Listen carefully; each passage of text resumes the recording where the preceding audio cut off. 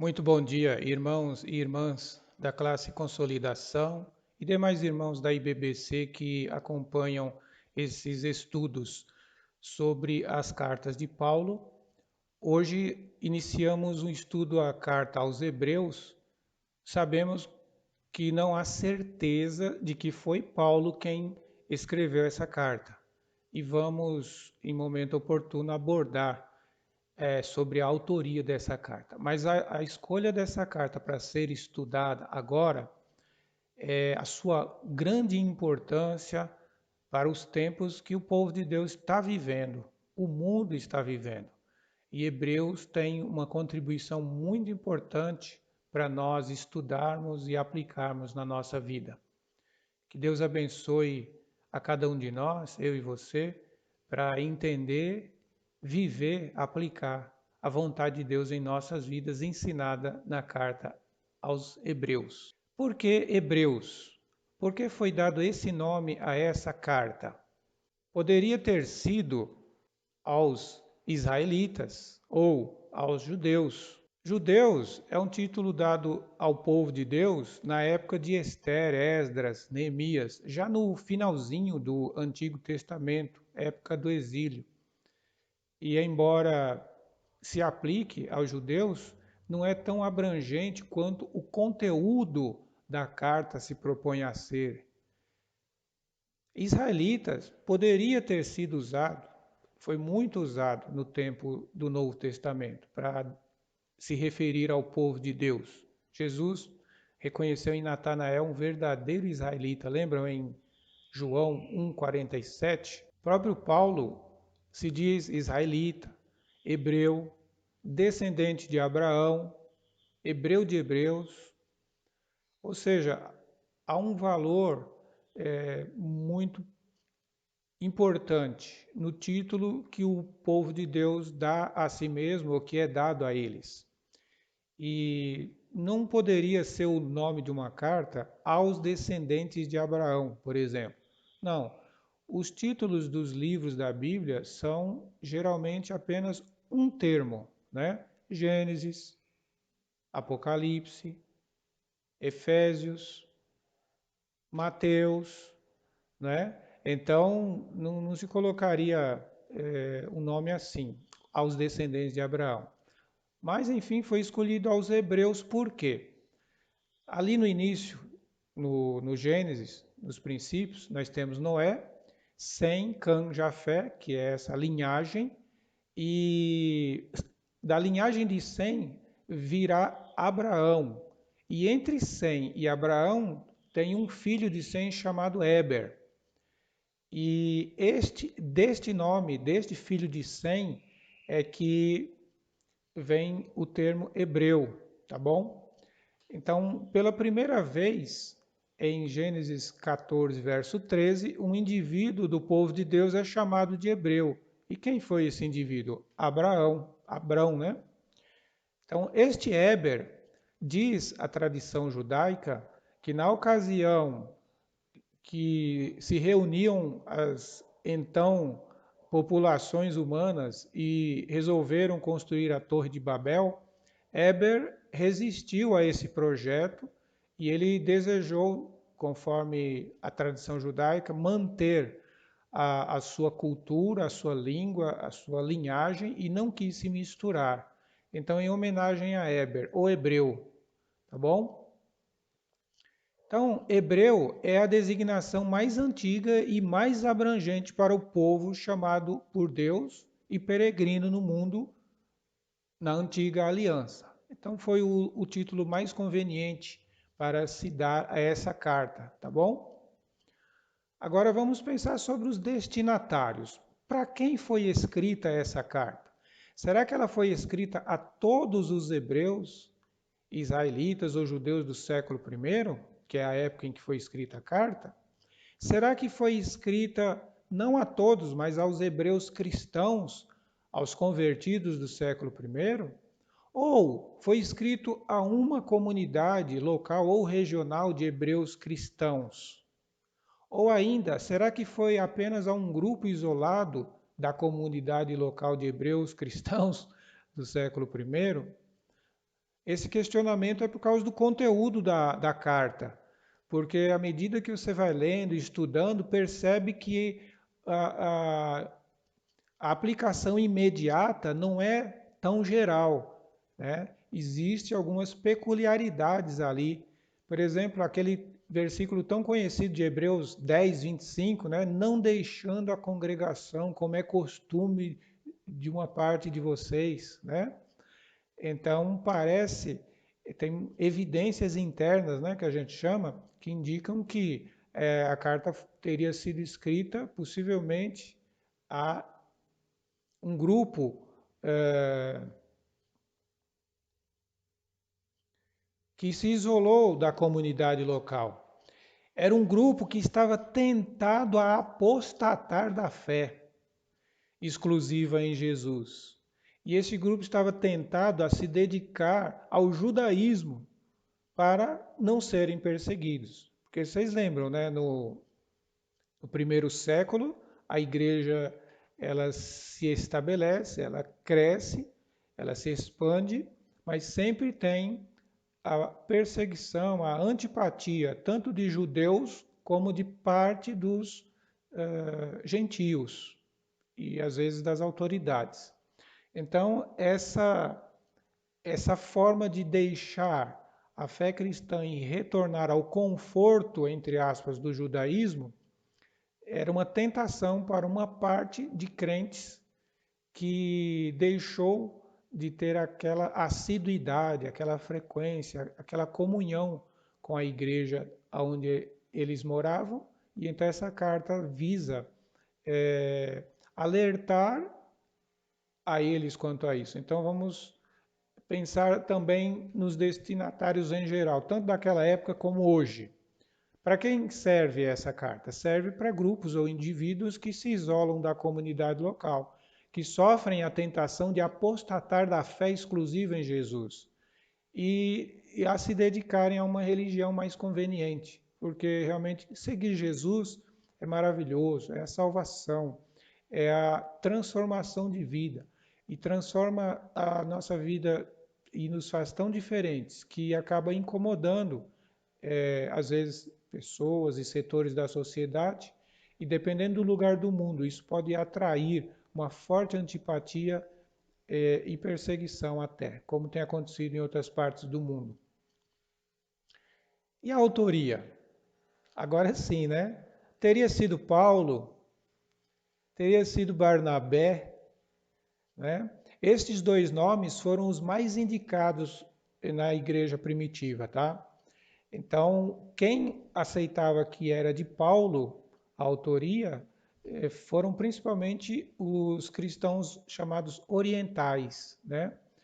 E aqueles que demoraram a definir uma aceitação de que Paulo poderia ter sido o autor foram os chamados orientais. Porque as cartas de Paulo foram bastante disseminadas e os crentes, a maioria dos crentes, ficaram conhecendo e tinham acesso a alguma cópia das cartas de Paulo, e o estilo de Paulo escrever era diferente do estilo que se encontra na carta aos Hebreus.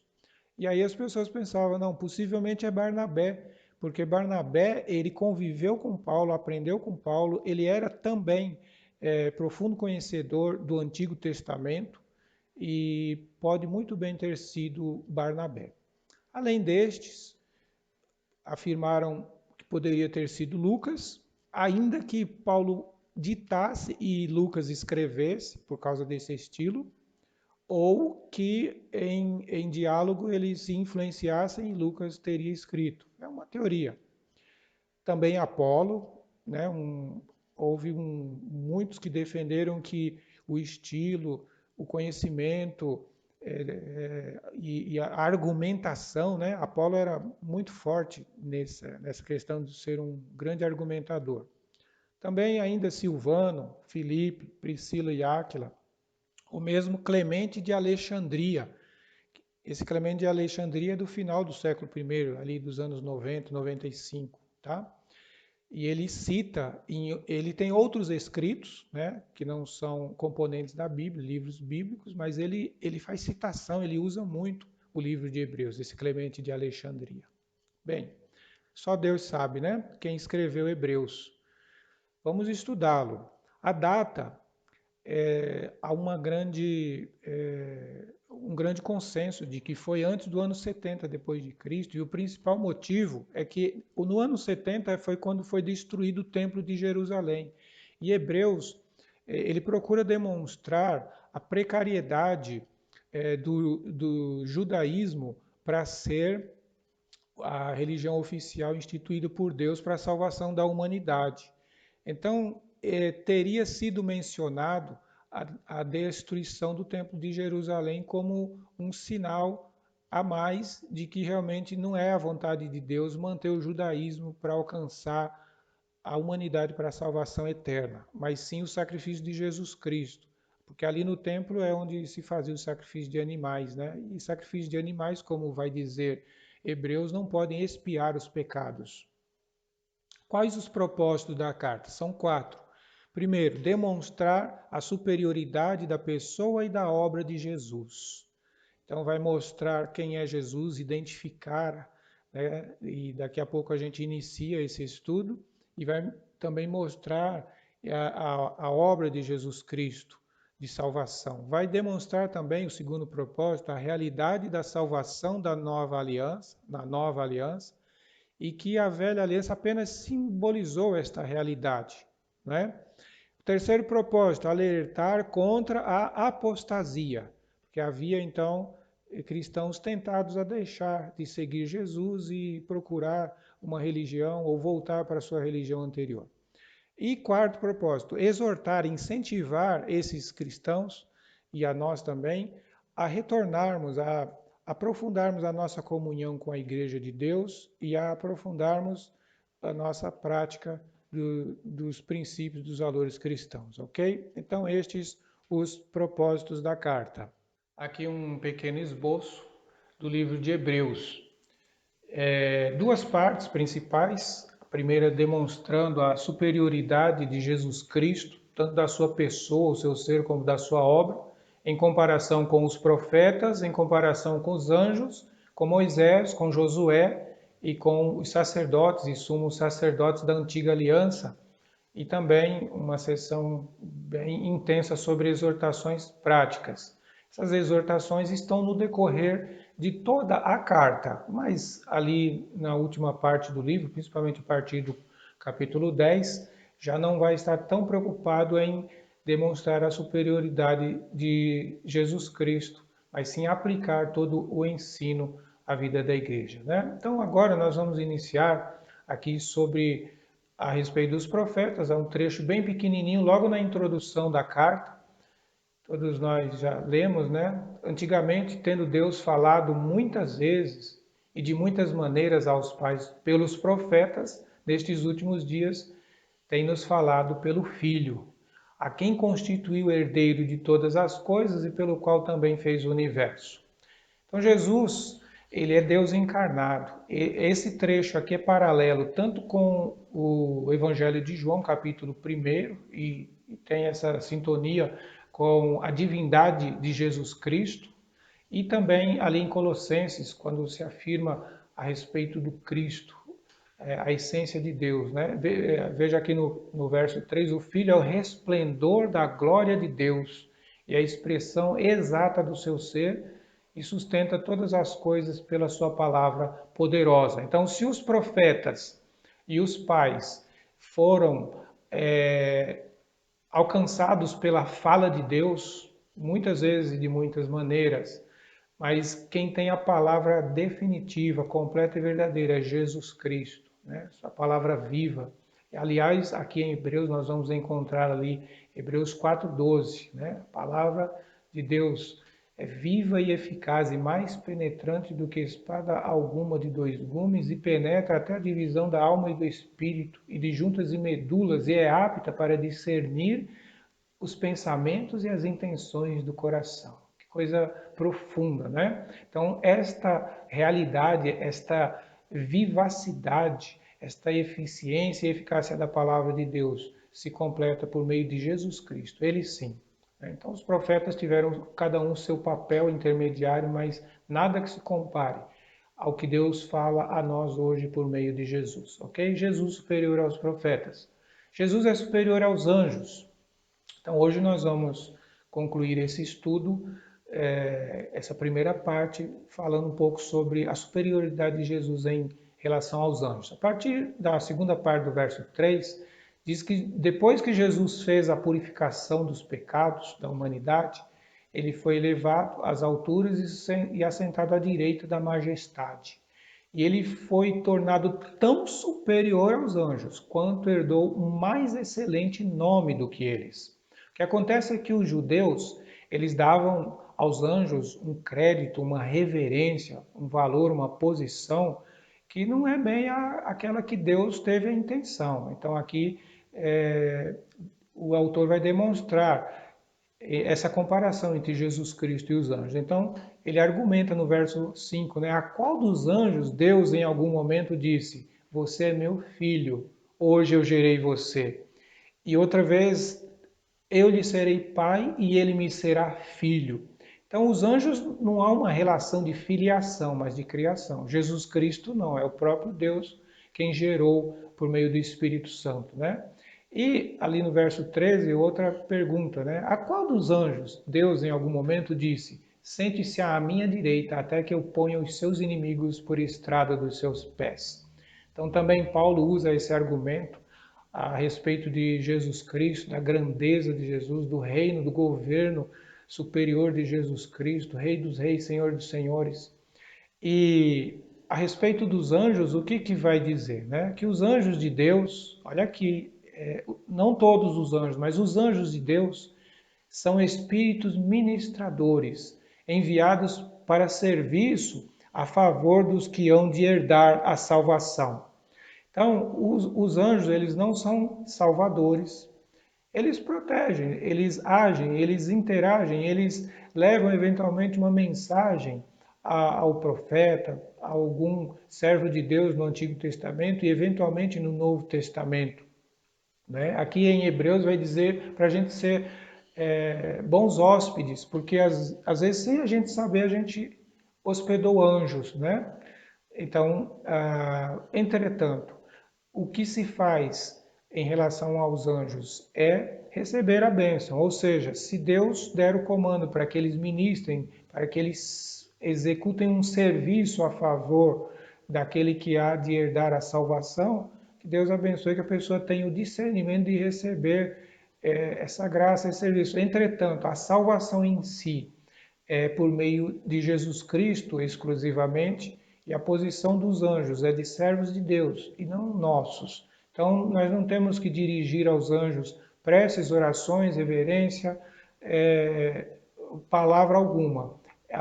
O comando aos anjos, os pedidos aos anjos estão diretamente subordinados a Deus, ao próprio Deus, tá? O próprio Senhor Jesus. E continuando aqui a respeito dos anjos, né? Não foi a anjos que Deus sujeitou o mundo que há de vir, sobre o qual estamos falando. Jesus, porém, muito importante isso aqui, Jesus por um pouco de tempo foi feito menor que os anjos, em cumprimento a uma profecia dos Salmos, né?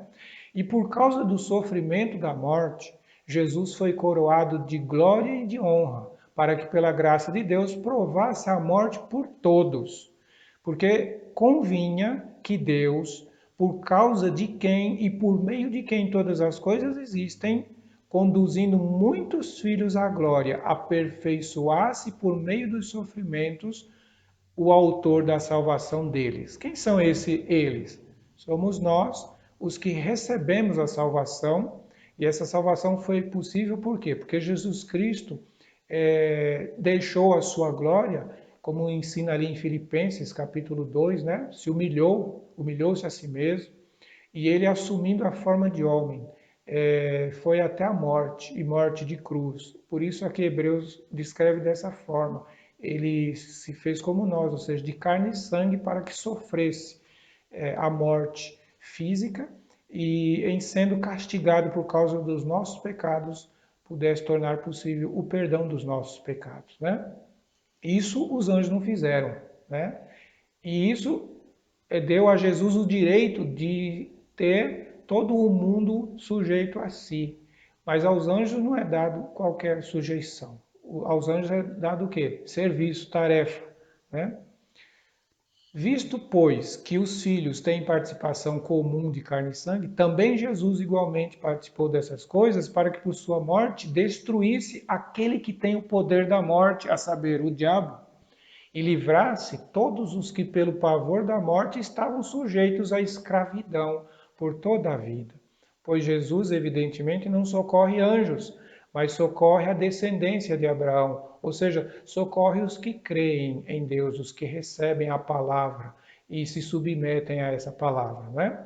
Então, aqui eu sublinhei agora há pouco os anjos de Deus. Por quê? Porque tem os outros anjos, aqueles anjos que são comandados pelo diabo e atuam contra a salvação, procuram cegar o entendimento dos incrédulos para que não lhes resplandeça a luz do evangelho e venham a crer e ser salvos.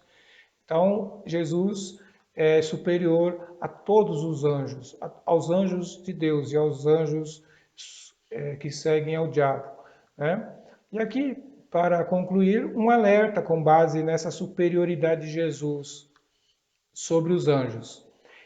Importa, ou seja, é importante que nos apeguemos com mais firmeza, irmãos e irmãs, às verdades ouvidas, para que delas jamais nos desviemos. Por quê? Porque se a palavra falada por meio de anjos no Antigo Testamento se tornou firme, e toda transgressão e desobediência recebeu justo castigo, como escaparemos nós se não levarmos a sério tão grande salvação? Esta, tendo sido anunciada inicialmente pelo Senhor, depois nos foi confirmada pelos que a ouviram. E também Deus tem testemunhado juntamente com eles por meio de sinais, prodígios, vários milagres e a distribuição do Espírito Santo segundo a sua vontade. Então, ali a lei entregue a Moisés, segundo a tradição judaica, teve a intermediação dos anjos. E por causa disso, os anjos foram elevados a essa condição de reverência e até adoração por parte dos judeus. Então, aqueles que se convertem ao Senhor precisam deixar toda a crença, toda a fé, todo apego, toda dedicação a qualquer ser, a qualquer entidade que antes tenha feito parte de sua vida. Porque em Jesus Cristo nós somos libertos de todo temor, de toda opressão, de toda escravidão espiritual e podemos então servir ao Senhor Jesus Cristo com toda liberdade. Temos acesso direto a Deus. Então fica esse alerta para que realmente nos aprofundemos no entendimento das verdades ouvidas e estejamos realmente confiantes nesse Deus maravilhoso e obedientes à sua palavra. Que Deus abençoe a sua vida. Até a próxima, até o próximo estudo em Hebreus.